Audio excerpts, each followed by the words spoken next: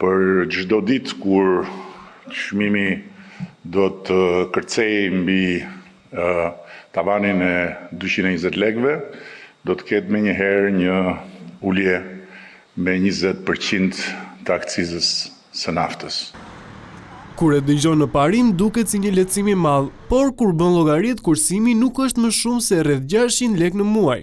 Lëvizja e qeverisë për uljen e akcizës me 20% nuk duket se do të sjellë ndonjë lehtësim të ndjeshëm për përdoruesit e arit të zi. Unë nuk e di arsyen pse është vënë ky tavan 220 lekë. Nuk e di edhe mbi çfarë baze janë bërë këto llogaritje. Pikpamja ime personale është që akciza duhet e hequr komplet. Akciza është ajo që dyfishon çmimin e naftës. Nëse nafta në tregun ndërkombëtar përpara konfliktit ishte 60-65 lekë për litër, akciza e çonte 100 lekë. Mbas akcizës ishte TVSH-ja që 20%, edhe çmimi shkonte direkt 120 lekë. Vitin e kaluar, sipas të dhënave nga Ministria e Financave, në arkën e shtetit u futur rreth 300 milionë euro nga të ardhurat prej akcizës mbi naftën.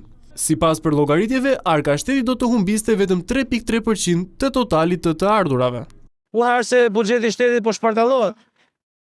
Ju shikoni çfarë po ndodh me buxhetin e shtetit. Dhe ato para që përdoren për punimet civile janë dopta. Pra, ka dy variante në lidhje me taksat. Ose të marrin taksat edhe të bëjnë buxhet shtetit mirë, ose të ato taksat mos i marrin dhe t'ia lëmë qytetarët i përdorin lekët ashtu siç duhet. Në rastin konkret, akciza është total është 20-24 milionë euro në muaj. Dakor? Atëherë pse këto 24 milionë euro ti marrin shteti mos e lë qytetarëve?